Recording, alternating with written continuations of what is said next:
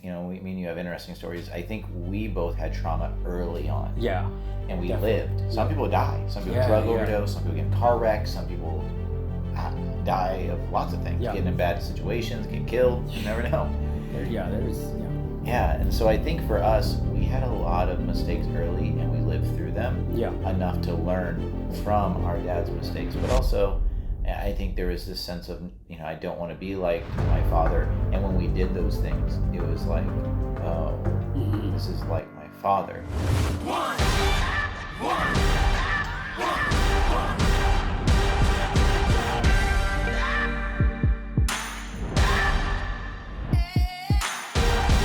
Welcome back to 371's podcast. Today I have a special guest. He's my buddy, Jared Michaels. And today we're going to be talking about his story and some of the trauma he's faced, as well as his background. So let's jump into it. So just go ahead and jump in. Tell me about, how did you get started in the fitness industry? Okay. Well, actually, that's a winded question, but I'll make it short. I've always liked fitness since my buddy Shane got me into it when I was young. Is he someone you went to school with? Yeah, someone I went to school with. He actually ended up passing, and that's another story. But I kind of kept up the flame of working out once he passed, and I kind of got it. It first started with something that would always make me feel good mentally. And as I kind of got into it more, I ended up, kind of getting some injuries and ended up going into the corrective exercise part. For me, training is something that it started at first just more aesthetic, like six pack, and then it went into the discipline to maintain the body. And then I think just with some of the things that have happened in my past, I just geared maybe more towards exercise naturally, just, because I didn't know it at the time. I was young, but I was getting the endorphins and the dopamine and just felt so good afterwards that was fixing something. And so I kind of ended up going all in it. I tend to be the person that whatever I do, I want to go all in and go crazy. I'm the same way. Really? Nice. Yeah. I definitely know that about you. So I can see that. And so for me, in some ways, it probably was, an escape, because I like to be obsessed about something. It keeps me busy. And when I'm busy about something, I don't have to think of other things. But, I ended up making a career out of it. I did reconstructive wellness. I worked in corporate wellness. I worked with athletes. I ended up, working in physical therapy offices, and that's kind of where I learned the love of corrective exercise. And that's kind of where I've been recently, is in the corrective exercise and more calisthenics and optimization there. You even did your Ninja Warrior too, right? Yep. How long did you do that for? I really just kind of fell in my lap. I had made a goal to be on Ninja Warrior by 35 years old. And it happened to be that they were coming to Indy while I was training at the gym, really probably in the best shape of my life. I've been doing gymnastics and calisthenics. I started gymnastics at 30 years old. And at 35, Ninja Warrior was coming in. One of my friends, Eric, happened to be at the same gym I was going to. And he was a ninja, and he did rock climbing competitions all over the country. And he was going to be on the show, and he basically, at the right time, at 35 years old, I had trained at my peak fitness, and he got me in. And so it was really just kind of like everything kind of just fell in place, and did that show. And then once, obviously, I fell in the water, it was a dump. And how far did you get into it? Like into the actual, so only like the second obstacle. I was overconfident, and I didn't practice that one, because actually, due to most people don't realize, but you kind of know sometimes what obstacles are going to be. You can see them being set up and stuff, so you can see. But I was overconfident on that one. I was like, that's the one I will be the easiest. So I practiced some of the other stuff, and anyway, that fell. But then I did Spartan races, and I did that. I took all I knew from rehab and training and calisthenics and just I trained in multiple modalities. And I was like, well, a Spartan's cool because it kind of takes all of that. You have to lift heavy tires, you have to lift heavy things, but you also have to run, but you also have to do calisthenics and things with your fingers and wrist. And I wasn't really good at running, but I ended up placing my first Spartan second place out of like 4,500 people. Second place. Yeah.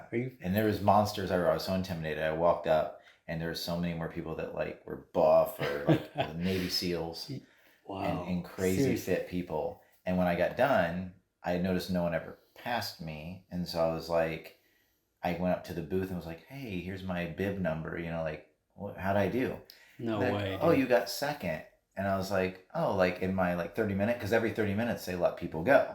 Okay. And so I thought they meant second place in my 30 minute because I noticed no one passed me and I was towards the end. So the track was all muddy. Jeez. It was all slippery because people had already went through it all day. Yeah. And I had never done one, didn't even look it up. And they said, no, like second place like the entire day out of like 4,000 plus people. 4,000 people. Yeah, and I realized, I was like, I think I'm training in the right way then. Because I was like, what I'm doing, I was put into practice. And then my next one, I got like 7th. But I had brought a Navy SEAL with me that was 20, and I was 36. Wow. And he beat me by like 2 minutes.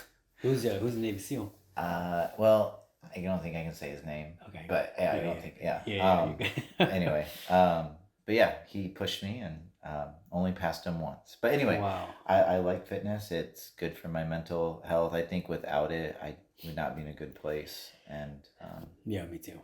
Really? Oh, yeah, dude. I think I started my personal journey back when I was like in 2nd grade. Just push-ups, sit-ups. Really? What else did I do? Pull-ups back before school started, and I got hooked. Just the way it made you feel. Second, third grade? 2nd, 3rd grade, yeah. It's interesting that you say that because I would have times where I would do some stuff like, oh, I want to do my fingertip push-ups and stuff when I was in 2nd, 3rd grade. And I did, Yeah. Interesting. Jeez. So you did the Spartan race, and then what else have you done? I've done Ninja Warrior, Spartan, and then like honestly, just training consistently with myself. I look at fitness as like hygiene. Okay. So it's more for myself. Yeah. I haven't done much with that besides just being kind of like in the gym and training and consistent, and just I make sure that to get adaptations you have to be in the gym and working consistently through it. And without it, honestly, my mental just goes like if I'm not in the gym, I'm not a good person. And with this hip and the hip surgery I had and everything that took me down, I'm still not able to run yet. I'm about 3 weeks from a walk jog program. So I'll walk and then jog, and then from there that goes to running. And so I'm working back through that. But the mental, not being able to run or do as much cardio, that hip really set me back. And so yeah. Well, how did you know about your hip? Like, how did you know you needed surgery? Well, it was interesting. I have been training around this hip. Actually, I have hip dysplasia. What's that? And that's when the ball and socket is out of the pelvis, and the muscles are stabilizing it. Yeah. So when I did Ninja, when I did Spartans and all that, I had hip dysplasia. And so, I basically didn't know, but it would always click and pop and hurt and ache after things. And that's what got me into mobility. Okay. The mobility side of training, like all the corrective exercise is my pain in my hip and my shoulder. And so I never knew. People would say it was snapping hip. They'd say it was tendonitis. They'd say it's bursitis. They would say it's a weak glute. They would say this and that, and never knew. And then one day I finally got some better insurance, went and got an MRI, and they said I had a torn labrum. So they sent me to a really good hip doctor, and he found it. And then they sent me to another specialist, and then basically we did the surgery, which includes them breaking your pelvis and repositioning it and then screwing it in. So my pelvis has been broken and repositioned, and then the bones have to heal it. Jeez. And the screws are holding it while it's being healed, and then they can take those screws out, and you're straight. So it's a big joint. Yeah, that's crazy. It's a big joint. Holy crap! So that's been a process. And how long has it been since you've had your surgery? About 3 months. About 3 months. 3 months. But I've been seeing you on Instagram doing your pull-ups and all that. I'm still able to do pull-ups, still able to do some handstands, Jesus. Still able to do all the other stuff I do. I mean, it's only one joint, so you got all these other joints, Yeah, so you can do stuff, but it's definitely weak, definitely still a long journey ahead. Yeah. But yeah. So where did this mentality, you think, start? How did you have this strong mentality? It's definitely from my dad and my past. Yeah. I was born in a 800 square foot shack. Shack. It was really a bad place. Very leaky, roof kind of half caving in, porch hanging off the back. My dad was, verbally abusive, alcoholic. basically he was always pushing you. Like if you'd make the bed and it wasn't completely where you could bounce a quarter off of it, he would bash you. At 6 years old, I was waxing his car, and if he saw one little piece of white wax, Was he in the military? no, yeah, military family, Okay. military father, That could and be and so he pushed me to always. Nothing was good enough. Nothing I did. I remember one time I was like 10, and I painted a really good landscape. I thought it was really good, yeah. and I'm pretty good at art, and he was just critiquing it like nothing was good. Like nothing was good for dad. He would only pick out your weakness. You'd only pick out your weakness. And so I think that my dad was very tough. Yeah. Very tough, hardworking, could work 2 jobs and then get drunk until midnight and then get up at 5 a.m. and go to work 2 jobs straight. Holy So he cow. worked 60 to 80 hours and get drunk still at night, every night. Jesus. On weekends, it started in the morning. Wow. Was drunk all weekend, still smelling of alcohol on the way into work. And so I think that beginning of him made me very sensitive to weakness.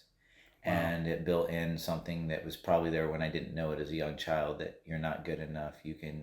Unless you're just the best. Yeah. Even to this day, when I tell people even about like the Spartan race, I'm like, well, it wasn't number one and it wasn't consistent. And I didn't get to do the international because you have to be like elite for that. And so to me, it's like, it's not even worth talking about. Yeah. It's striving for the best. Striving for the best. And like, I've always felt like I see that, and sometimes that's to my demise. And so like I would say like having that, and then I had a really bad, if I look at my life, like I basically had pretty much all the checked boxes by about 25.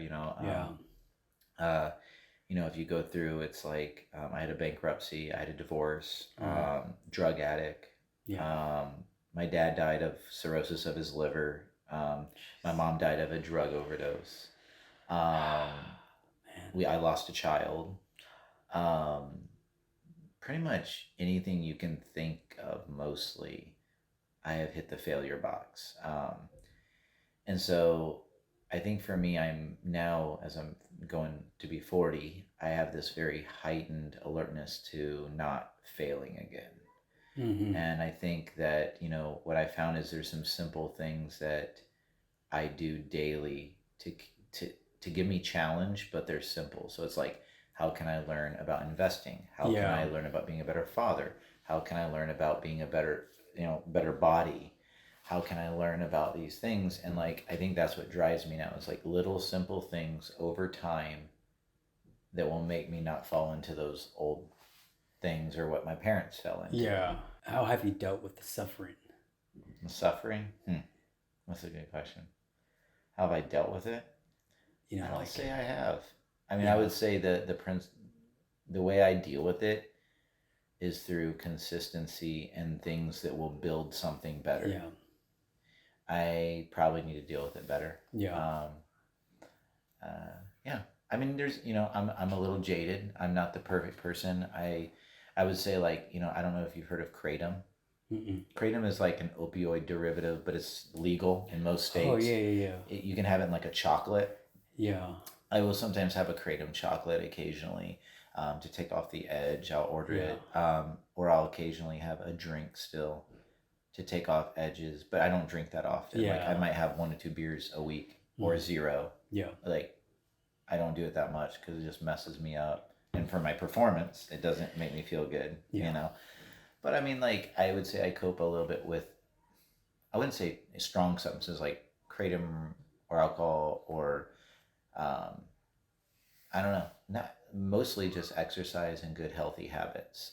There is a couple things that I do that are not like some of my wife's friends. They didn't have as bad of a past as me. Yeah. But for me, it's just if I'm building my savings, if I'm building my body, if I'm being a better father, if I'm sleeping well, if I'm keeping the house organized, if I'm doing those things daily, I feel like it keeps the demons at bay. Yeah, and like my story with like I think you and I have similar like backgrounds, kind of like you and I both have went through some hard stuff, and for the longest time it just held me down. Like it just, the anger would lasts for so long, and as you learn why you become angry, you start to like, I guess you just start to process through it, because for the longest time that anger for me was more like um, loss of control, because Yes. when I didn't have control as a kid, I would just lose it, and it affected me now to where I'm an adult now, like um, with the patience with my kids or anything like that. That I definitely noticed like that anger as a kid carries on until you It work through it. does. So I mean, you think it's a growing phase when you're going through suffering, right? And like, I guess what have you learned from all this? You know what I mean? Like, because in the middle of it, you feel like everything's just caving in. Well, I feel like you've actually done better with it than me, and that and healing, at least what I've seen. I will say that for me, I feel like there most days there's like this low grade agitation, low grade like kind of could get ticked off at any moment, and with kids, that's Mm. hard Oh to hold that yeah. patience. But that's why I feel like the sleep and not doing substances and Yeah. exercise and eating healthy gives me that mental boost to Hmm. have those. Also a schedule. I'm a very ADD chaotic person. I could go and just draw and create and do this and do that, Yeah. and I like to be kind of chaotic because I came from chaos. Yeah. So structure sometimes is hard for me because once I'm in structure, it's very healthy, but structure also feels boring. Like I'm like, so all my life is eating eggs, going to the gym, going to a job, doing this, and going to bed. Well, if that's all I'm doing, like my brain is always like trying to find something bigger than life, bigger than living, Yeah. and I'm trying to work through that. I'm trying to work through that. But for you, because I know I'm trying to kind of get off the topic. You said Very about good. how you deal with that, like wanting to control. Yeah. That's one thing I haven't really figured out in my life is like I feel like I control it through diet and investing so Yeah. I can have money in the future and Yeah. sleep and this. But my kids, or if my wife fails, then I'm losing control. Or if I fail, I'm losing control. And I have not found out how to deal with the fear of not being able to control. Because, like, let's face it, we are not controlling when we were born and really when we die, really. Yeah. We don't know when we're going to die. And we are on this big ball ship in the middle of the universe called Earth, and we're floating around in it, and there's all these variables, and we could die probably 1,000 ways or more. Yeah. Yeah. And yet we feel like we're controlling. And we can't control our kids 100%. You Yeah. can kind of guide them, but you really can't control them, especially when they get out of the house. And so how do you, I guess the big thing is, how do you practice letting go of control, like coming from trauma, because we both come from such Hmm. chaotic Yeah. past that you don't want it again. Yeah. You don't want to see your kids or anyone else go through Yeah. suffering because you've suffered enough. You've had a full meal Yeah. of suffering, a big old Yeah. buffet of suffering. Yeah. And so why do you want to have suffering now? So how do you think, what are some tools that you do when those things start to come up? So I think a big part of it for me is because I know you and I had talked about how I meditate, and that is a way that I process through a lot of the issues. Because I think the first way to really start healing is really becoming aware of what triggers you, right? Like what triggers the anger, what triggers the loss of control. For me, when I lose control of the kids going crazy, like when I start to feel my heart Right, racing, right. I start to just lose my patience. So when I see the kids being chaotic, loud, Uh-huh. so that really triggers That me. triggers me too. The loudness of all the craziness Mm-hmm. starts to trigger. And before I'd lose it, I would be like screaming, Right. Yeah. yelling, like trying to control everything, Right. trying making the kids calm down and be quiet. But now, by meditating and becoming aware of that awareness, now when I start to see that happening, then I can make a decision. I can make a decision either to act on the loss of control in a bad way, or I can start processing through it and trying to keep calm. It's so crazy when you see the loudness because Asher, when he gets loud, it drives me bonkers. And he's 8 and he's a Yeah. boy and he's hyper sometimes. And Yeah. I mean, it's just what a boy does. And what's weird is I know internally that I don't want him to stare at a wall all day. That's not healthy. I don't want him to be depressed and be like, and when he's happy and excited, it's like Yeah. he's loving life and Yeah. he loves life. And he's like, Yeah. dude. But I'm like, why do I want to like silence that and make it quiet? Because I feel like when there's peace, I'm like, but it's like, I know inside it's like, he's 8. He's not going to be like, Father, I am done with my math. What shall I do next? Yeah. Okay, I cleaned my room for you and made my own bed. What should I do next, Father? Yeah. And then come and be like, yes. And because even a robot wouldn't even be able to do that. And I'm like, so I don't want him to do that. But then it's like when I feel like he's like, I don't know what it is, but it's like, I think it's just like sometimes people need quiet. And it's not quiet. I mean, you're living with a family and you got to get through that. Yeah. But and I think that's what we got to be aware of, is that that's part of being a dad. We're going to have the chaoticness. Yeah. But like I said, when I was a kid, I saw things differently. I saw chaoticness as anger. What else did I see? It's just trauma. Mm-hmm. So that's what triggers that anger. So like how we're raised as a kid definitely affects us. So so you're saying how, with Asher, you don't want him to kind of suffer. Did you say you don't want him to suffer either, or he kind of suffers? I don't want him to suffer like I did. Everyone's gonna suffer, but I don't want him to suffer like I do. Like to me, I'm just terrified of like, oh, he gets with a girl and then they go through a divorce and he's like depressed and he's like losing the family's dissolving, and there's like I have all these fears and like sometimes I play in my head, and like I feel like if I can control, like if he's smart enough, if he's disciplined enough, if he is healthy enough, if he learns all these things now with me, then somehow once he goes out, he will be safe. Yeah. And so when I see things that aren't in a line with what those are. So in your mind, you're trying to keep him safe. Mm-hmm. So you're trying to, control the things that might put him in danger, right? Which I know that's fallacious, because the world is full of so many dangers and he's got to make mistakes on his own. Like I've tried to keep him from all kinds of things like Minecraft. Because I was like, I don't like video games, because I knew gamers that I have a friend now that's 40, still in his parents' basement. Oh my gosh. No married, no kids, nothing. And so I fear video games because my brother also played video games, and sometimes that did things for him. And so he likes, of course, loves video games. Yeah. I didn't. And so, of course, my son loves video games. And I was like, okay, we'll do Minecraft. But then I knew, next will be Fortnite. Yeah. And then it'll be Grand Theft Auto. And then it'll be, and it's like, but he's like, but there's no blood in Fortnite. I'm like, yes. When you're 18, there will be blood. And I know it. And I already know it. And you don't know it because you don't think so. And so it's like, it's hard being able to see. It's like you have popcorn watching a movie. And you know your kid's heading that direction. Like if you give him Minecraft, he's going to want Fortnite. He's going to want Grand Theft Auto. Eventually, some kids don't like video games. But of course, so it's like, I try to control it. It's like once a week he gets electronics. Once a week. That's what we do with Lydia too. Really? So I think that for me too, I think kind of similar, because I don't want my kids to suffer like I suffer. But I know in my mind that suffering is how you grow.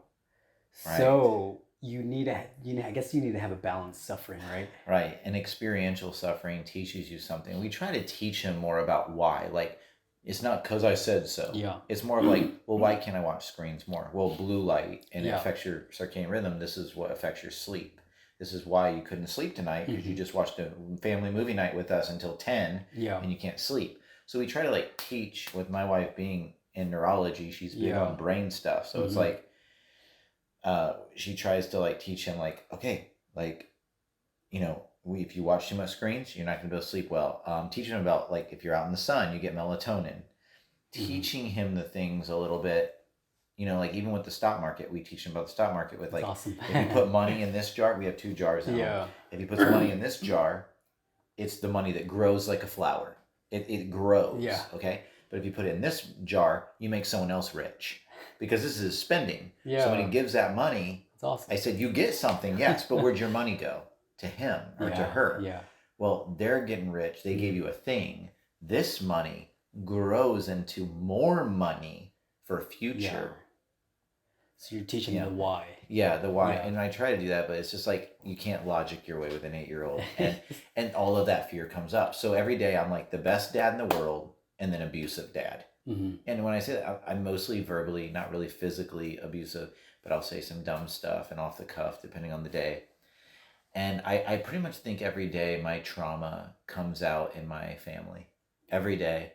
And I can't stand it. And sometimes I've had suicidal thoughts because for me, I'm like, I sometimes will go down this dark hole of, and I know it's not true because I've already played out the logic of it, but it's like, if I can't get over my trauma, then you'd be better off without me because I don't want it to now affect you. And so, I mean, I've had some times where I've been very low, it's usually what will spin it out is I don't feel good. I'm feeling a little depressed, feeling that agitation more than normal. It's there all the time, everywhere. It won't leave me. And then I'll do something where it makes him cry or Keisha cry or them be frustrated with me. And then I just go in the room and I'm laying there and I'm like, I keep doing this. It's never going to go away. The only thing is I think I'm going to get it away. Like it's delusional for me to think this is just going to be this way. And I'm like, he's only 8. Yeah. Like, what about when he's teenage years? Mm-hmm. And he's forcing back even more because my son's very strong-willed. And I'm like, I should just give up. But then he would be the kid without the dad that committed suicide. And now he has no father. And he would probably blame himself. Yeah, but then I'm like, well, then get your shit together. Yeah. Pardon my French, but it's I think for me, like, I've had suicidal thoughts. And I've never experienced that. And it wasn't until I became a father. Yeah. And the reason why, because I processed through this too. And the reason why is because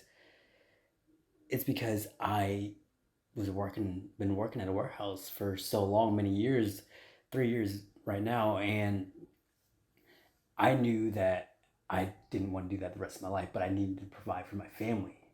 So the days that I was working the 10-hour shifts and doing the business and doing all that I was doing, I'm just like in my mind, I lost like, there's no hope. There's no hope for me.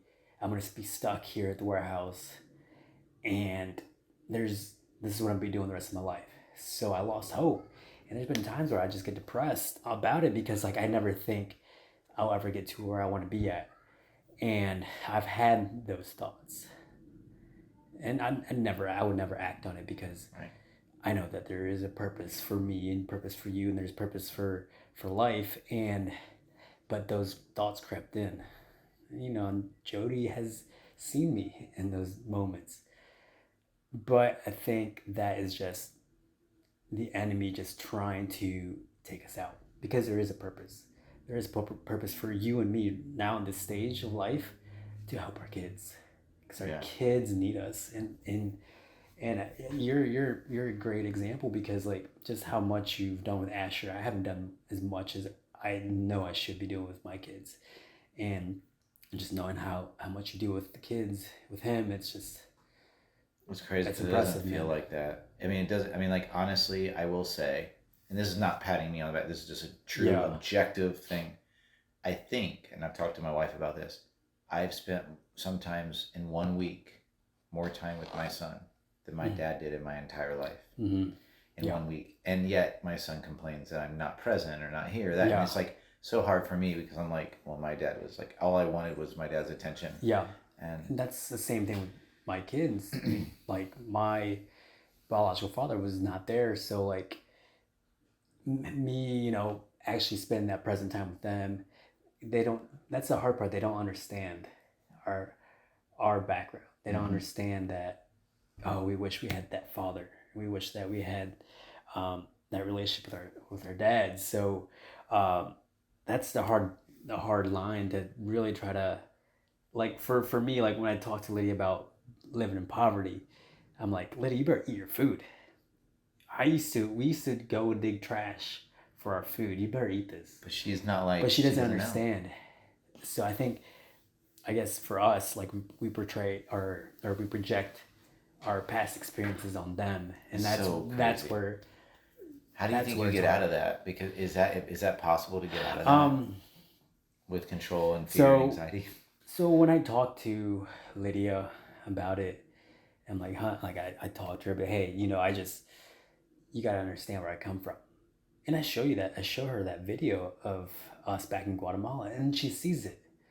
So she then understands, like, okay, I'm only gonna eat food that I can only eat, right? So I don't give her as much, because she usually just throws it out. But, yeah. So I don't give her that much anymore. I just give her just what she wants, or just what she needs. So unless she asks for more, but I really just talk with her and just let her know, like, hey, there are kids out there that are less fortunate than us, and maybe I'd show her some pictures or show her what these kids are going through, and it changes her perspective. So then she really appreciates it. There's one time that she had watched that documentary of me, and gave me a hug out of nowhere, because just randomly, because it really impacted her, of like what I've been through. So just communicating with her, and not really and really trying to not let the anger towards her, because she doesn't understand.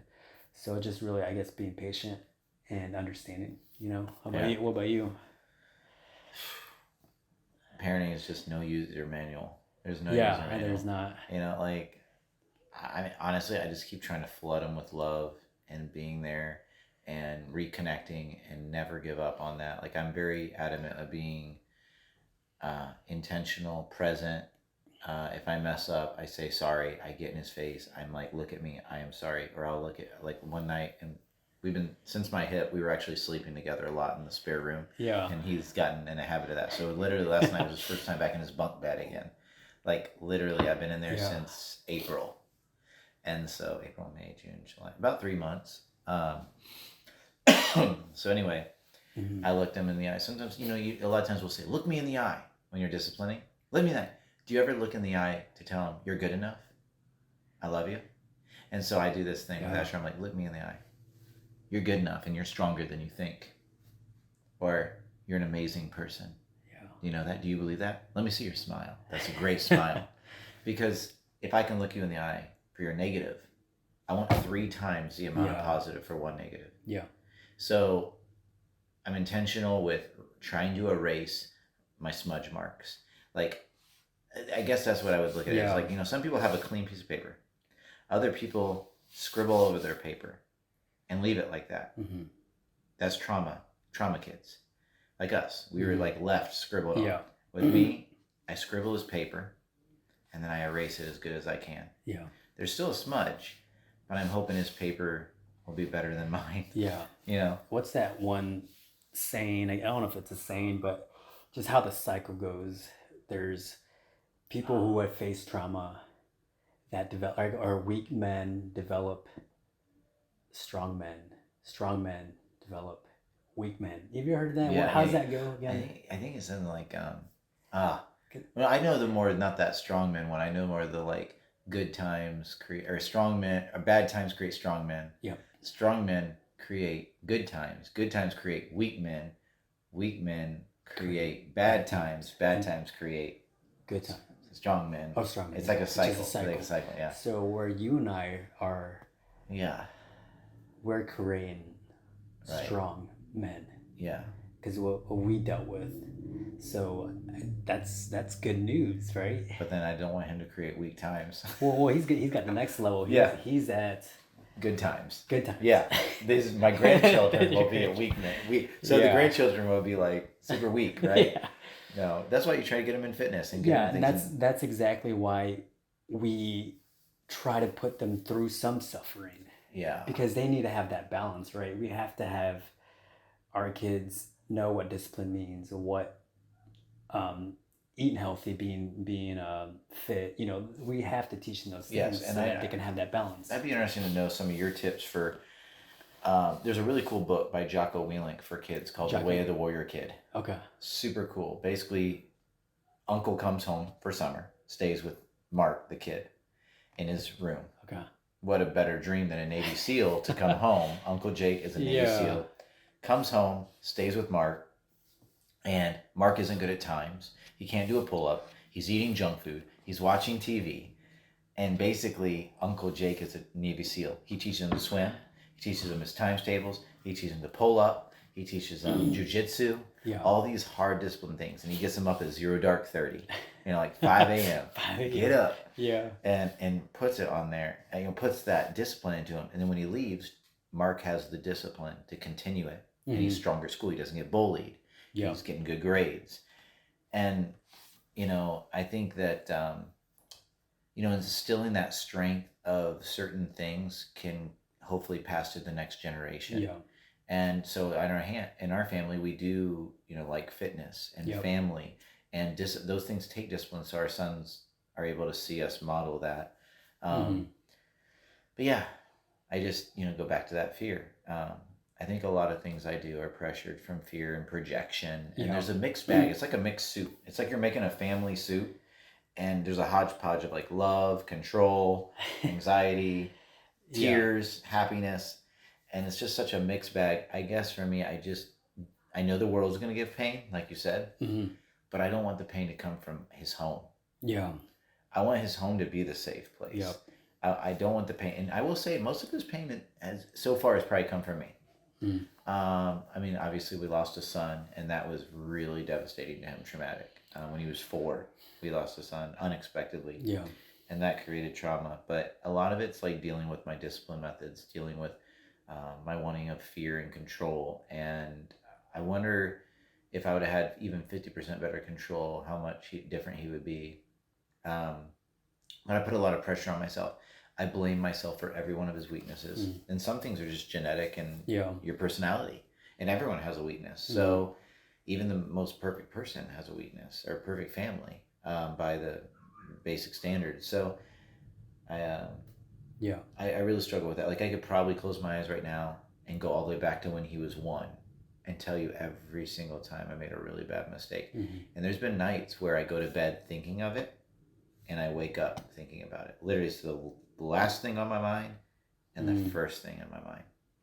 Wow. And I really am hard on myself. I want to be a really good dad, and maybe not even just a good dad, just not ever a really bad dad. Yeah. And you're already there. You're already there. Both of us are already there compared to our dads, my biological dad. Yeah. So I think that that awareness, like I was saying, of how our trauma can continue with our next generation, unless we stop it, right? So it's our job, you and I, to really not allow the trauma to affect our kids, because like I can't imagine drinking the way that my dad did. Can you imagine? No, I don't even know how. No, I would be disgusted and sick. Like, don't even know how. But some people get there, and it might be because of their trauma. I think some people face trauma. My dad always would get drunk and talk about his pain, his bad childhood, and I think that made me, in a way, have my trauma, but then didn't want me to focus on my trauma. That's why I got into fitness. I got into all the things that we talked about. Yeah. So why do you think you didn't end up like your father? That's a good question, because it's like, I don't know if you heard of that saying, I might butcher it, but there was like 2 brothers. One ended up in jail. One was a successful lawyer. Yeah. And the dad had like been really bad. He was in jail. And they basically asked both the same question. They said, why didn't you become like your dad? And both said the same thing. They said, with a dad like mine, what would you expected me to have done? Wow. One was a lawyer. One was in jail. So it was like the perspective of like, one was like, I learned what not to do. Another one was like, I'm going to believe probably what my dad said about me, and I am this thing. One was like, no, you ain't going to show me. I'm going to be different than you. And I think another thing, me and you have interesting stories. I think we both had trauma early on. Yeah. And we lived. Some people die. Some people drug overdose. Some people get in car wrecks. Some people die of lots of things. Get in bad situations, get killed. You never know. Yeah, and so I think for us, we had a lot of mistakes early, and we lived through them enough to learn from our dad's mistakes. But also, I think there was this sense of, I don't want to be like my father. And when we did those things, it was like, oh, this is like my father. And we probably had that sense, like I always had this sense that like, I didn't want to be like my dad. So What about you? One sec. What do you think was your turning point to where you flipped the perspective? Do you remember? I think it was when I went to jail. Me too. Actually, no. There's two incidents. But Really? Go ahead. I really think it was when I went to jail. How old were you here? I was 18. 18? My friends were 17. Holy crap. Yeah. So I told you I've crossed every bucket, man. And I was in the jail cell with some older black dude, and we just talked all night. And they wanted to try to not arrest me, but they had to. I was 18. Long story short, I was working, doing wallpaper tear out at a house. Yeah. It was a big mansion. It was like a $4 million house. And I was working in the summer, making good money in the summer. It was my senior year, right before my senior year. And the house was like loaded with custom Lucasfilm LTD theater equipment and all this stuff. It was a really cool house. And it was in the middle of nowhere. It was back then. The owners weren't there yet. Yeah. I knew this. And we were working on it. And I had this idea that I would like bring some of my high school friends back and show them this cool house. They had a bungalow room upstairs, all this stuff. So I kept the door unlocked. And we went back that night, and we kind of like went in and was on the speaker comm and acting like kids, like going through it. Yeah. And that night, we decided not to go back. We were going to bring girls there, get the jacuzzi, do all that stuff. We didn't do it. We didn't have the guts. So we just went through and like, oh, this is so cool. And then we left, and we were like, all right, Monday morning, I'm going to slide the thing back on the door, start painting. It'll be fine. No one's there. Yeah. We went to a party, and basically, I was drunk as heck. And there was other people there. Yeah. And I was like, oh man, there's this big house, and we were there, and it was so fun, and we did this, and it has Lucasfilm LTD theater equipment, $250,000. And I was saying it drunk. Yeah. And I didn't know that there was some bad apples there. And the other guy that was supposedly my friend said, so where is that Quail Ridge or whatever it was, and I said it out loud. And so basically, long story short, the next day, I get a call from my mom. Jared, what did you do? I'm like, what? What are you talking about? Because I remember. I remember. I didn't go there. So we had just went and like listened. Yeah, so I knew how did they find out? Yeah. Well, somebody, we don't know who, because I get up the next day from that party, and someone had broken in that night, other than us, and stole all the theater equipment. What? $250,000 stole it. $250,000. Stole the thing. Now, what's the chance of two sets of kids going into the same house the same night? Not very much of a chance. So I'm 18. My friends are 17.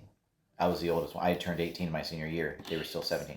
They got trespass. I got breaking and entering, and they put it on me as a felony as an 18-year-old and still in high school. Wow. This is the crazy turn point. So I decided my senior year. So let's flash to school year. This was summer of my junior year. Okay. Senior year. I'm 18.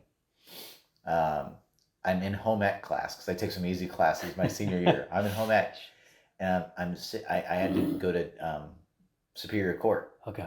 Jeez. And they thought it was me. They thought it was us because it's missing. And they're like, yeah, sure you didn't. You went in the house, but you didn't take the stuff, right? Yeah. Where'd it go? So there's this girl sitting next to me. And she's like, I'm like, I gotta go. And she's like, well, why? Why do you gotta go early? I'm like, it's a long story. I was like, I don't want to say it. She's like, no, just tell me. I'm like, okay. So I tell her, I was like, well, there's these guys that broke into this house and stole all this stereo equipment and Lucasfilm equipment. And I was like, it's custom made for the house. It's useless to them. And I'm like, they think it's me. And she says, I know who did that. What? She knew. I didn't even know this girl. What? She was from home ec. She's like, I know who did it. I'm like, what? I run. This is back when we had flip phones still, no smartphones. I run out of the school. I'm like, I'll be back. I go to the restroom. I didn't even care. Yeah. Put my phone open, called the detective. I was like, the girl next to me just said she knows who does it. She called her immediately. I got her number. Lo and behold, it was a group of people that happened to be at that party where I was rambling. Whoa. They had went that night after they left. And they had basically said I was too drunk, I was rambling, and they went and stole it all. They admitted to it, and so I ended up getting mine dropped from a felony to a misdemeanor. But that big event... how long were you in there? Just one day. Okay. I was just like a night, and then they got me on bond and got me out. But I would say that mugshot pick. So what about you? I got a mugshot too. No. Cheers to mugshots. Man. This is back when I was in college. I had my military benefits paying for my schooling, and then I went on spring break with a bunch of friends. This was my or 2013. I think I forget what school year it was, but went on spring break with a bunch of friends, and the trauma that we've had, I just was crazy. We drank all day, got crazy, and that night we went out to the boardwalk, and I don't remember exactly what was happening because I was day drinking all day, and I don't honestly, I blacked out, and I remember just a few people surrounded me, and I thought they were just guys. It ended up being cops that I was trying to wrestle with. And next thing I know, I'm on the ground, hogtied in Daytona, Florida, hands behind my back, just completely sober, and just got sober real quick. And I ended up having to sit in jail for a month because I was out in Daytona. Friends couldn't bail me out; they had to go home. So, Oh my God. so I was stuck out there, and I couldn't get a hold of my family. I wasn't able to get a hold of my family, so I had to spend a month in jail, and that was a big turning point for me, where had to really sit there because I almost lost my military benefits, and I had to drop out of school that year and work, and I had to start next year, so it affected me pretty bad. And then, what else happened? Yeah, I just pretty much had a I pretty much lost everything. Like when you're in jail, When I was only a day. you take things for granted, man. And I remember just everything that I dealt with in there was just like, I don't know, I didn't belong, and it was just by one stupid decision, one stupid mistake being out there. But I think that was the biggest turning point. But there's another incident where I got back from jail and I still didn't learn my lesson. That's the hard part, is that I continued drinking. Not as crazy, but there was a time where there was a 4th of July party, and that incident was the biggest turning point for me. Is where I woke up in my truck, or my car, yeah, my truck, with the keys in ignition, door open, hanging out. Oh my gosh, you woke up like that. The addictiveness was what I had to break, and it took that moment for me to be like, okay, next thing up is death. You're dead. That's You're where dead. I didn't have death experience with drinking in jail. Yeah. Luckily, I never got to jail from drinking, even though I drank to the point of being blacked out many times. Most times it was at a house Yeah. in the backyard. Yep. So that was the safe Yep. part. I mean, we went to Taco Bell many times drunk, though. Yeah. So I could have been arrested, but never Yeah. did, thank goodness. But I had a couple times where I was so blacked out from like either some pills Mm-hmm. or something. I don't remember 2 days. Like one time, I probably should have died. Don't know how I died. Yeah. A mixture of pills that I didn't remember 2 days, and tried to pick up someone from the airport and couldn't get there. Mm-hmm. I was so messed up I didn't know how to get off the exits. And that was 2 days later. Mm-hmm. That was after day 2. I should have probably been in the hospital. And that was a wake up call. Running into a wall, like not knowing it's there, like boom, just hitting a wall, so jacked up. And so I was very addicted to painkillers. It started with my mom. She was addicted to painkillers, like I said. So you see the patterns. There's patterns. And it's behaviors, but some of it's like, I don't know if it was like obviously I think there is some genes to it, like you said, but also it's like behaviors modeled. Like my mom was always in a room alone. Well, she wasn't nurturing me. So then that passes that behavior on of like, but then there would be times I'd be in pain and she'd be like, oh, try one of these, dear. It's like a 16-year-old, and so it's like I remember one time she called us. I was having Jello shots at our house and we were partying. She was gone in Florida, I think, with her boyfriend. Mm-hmm. And she just asked me like, what Jello shot flavor you having? I was underage. She asked me like, what flavors? Yeah. She wasn't really concerned with me drinking, and she would, so was she broken too then? She was broken from her. My family was pretty functional. My grandma and grandpa. I don't know what happened with my mom. I kind of do. Let's place that back. So that's that cycle. There was a cycle. So my grandma homeschooled, or not homeschooled, raised all the daughters from home. Yeah. During my mom's birth, they didn't have enough money. She went to work, and during that time, there was something that happened with a guy across the street where he I think raped her, and sometime at 12, messed with her, and after that she got on antidepressants. And my mom never felt normal. So she was on like 20, 25 pills by the time she died. But I think what happened was she was like, grandma was like, and this was the 6 or 70s. So pills were overly prescribed. So it was probably like, what pill will make me normal? So my mom lived the rest of her life from that incident where her mom had to work. All the other girls don't really suffer with it as well. There is one aunt that suffers with it too, but they're the two younger. Yeah. And I think they are the ones that like had some stuff happen. But you can see how it can spiral down that story. And I could have been there. I mean, I was on pills. I was like my mom. And honestly, sometimes I think we get lucky. Some people don't. Some people get lucky. My wife saved me. She was with me during my addiction, my pill addiction. Wow. She loved me through it, and she didn't want me to be like that. And I loved her so much that I didn't want to be that kind of person. And I knew that, she's a doctor, as you know. And I was like, look, I'm with a person going to pre-med school, and she's a very sweet person, very loyal, very pretty. And I'm like, okay, so you got a pretty, smart, loyal person. And with what you came from in your 800 square foot shack, do you want to mess this up? And the hardest part, some of the depression is, am I good enough? Like where I came from. And I think that's why I do strive with like being good at fitness, being good at money, trying to be a better parent. And I just keep moving forward.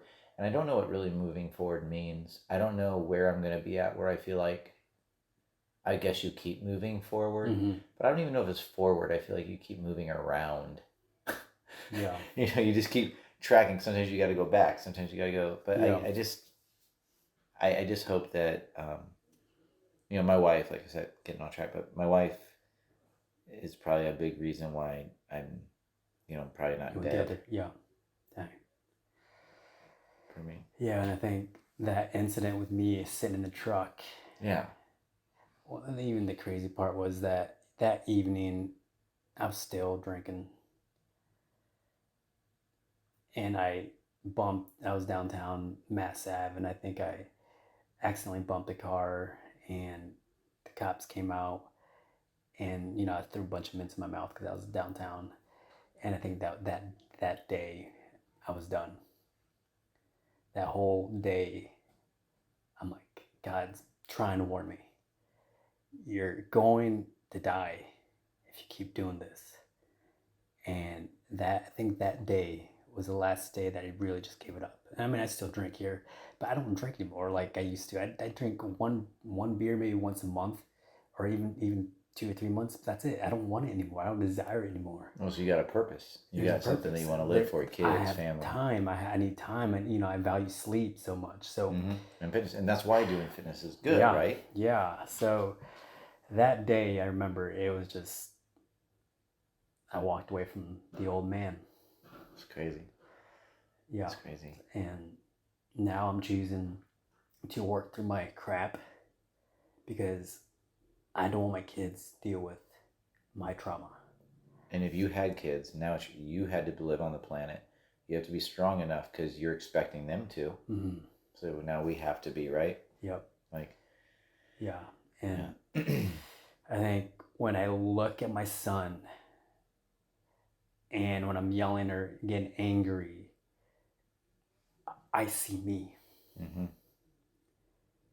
And in that moment, I feel like you don't have to be your dad. You can change the way that you're talking, the way that you're communicating with him.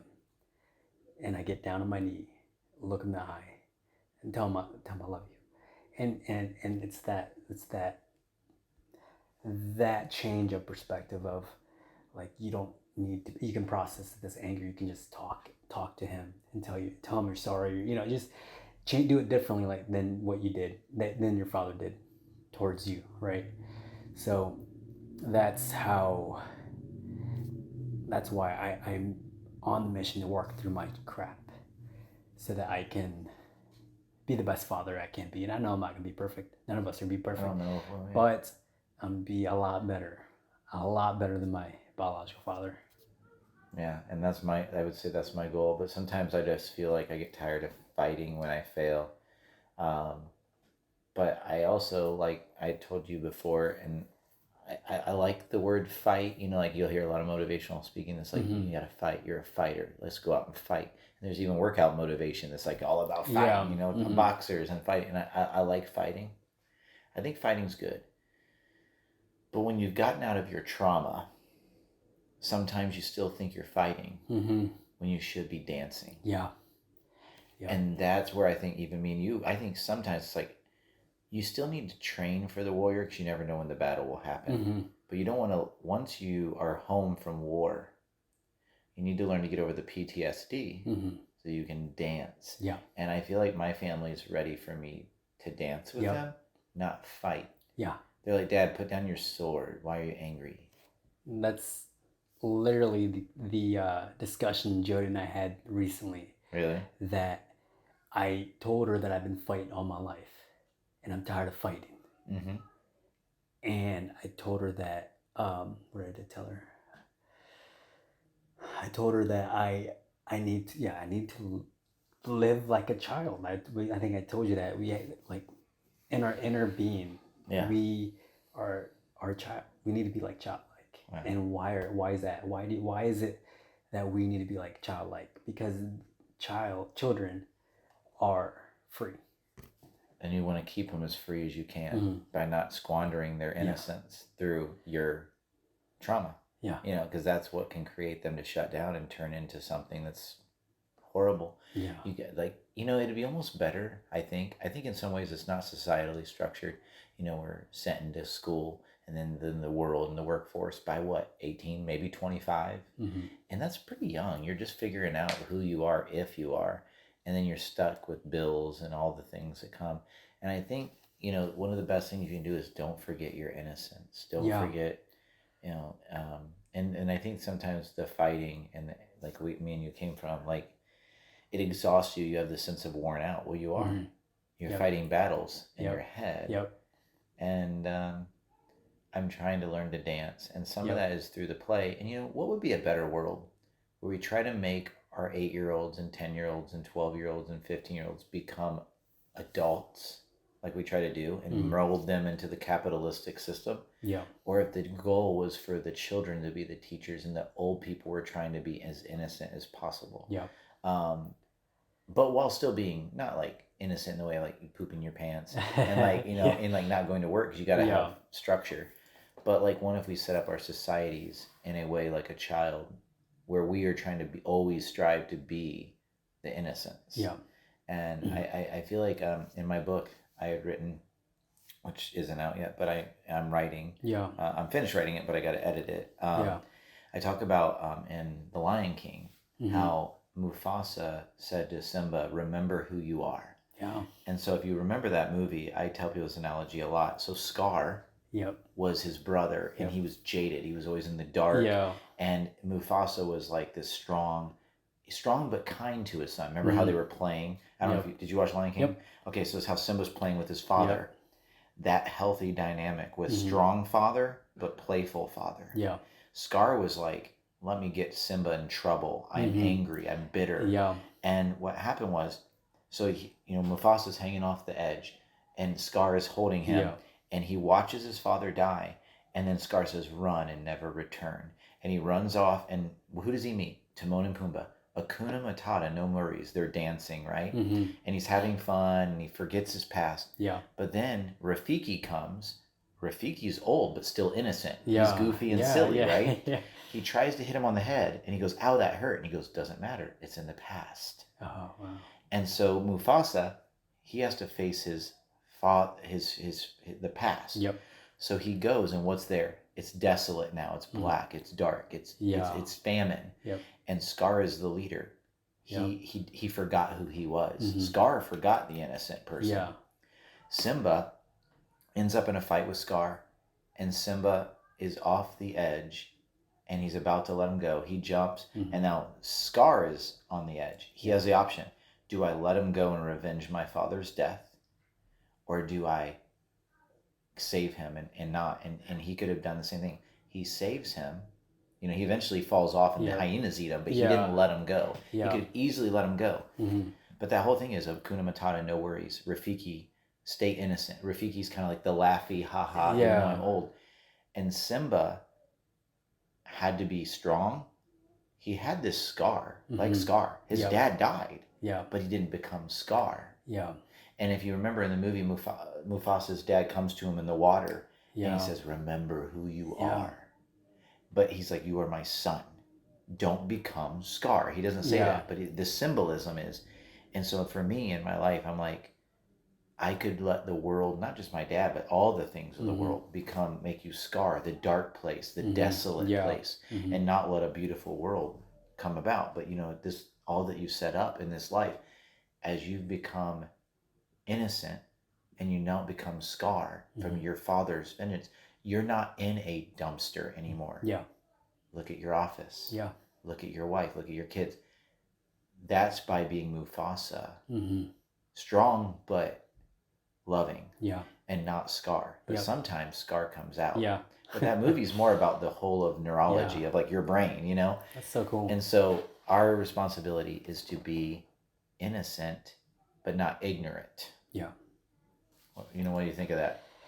Yeah, I think That's heavy. That was okay, we pretty got heavy. 2 Man. hours. That was pretty cool, man. No, yeah, really, I think that yes, our scars can damage us in the future if we don't work on them.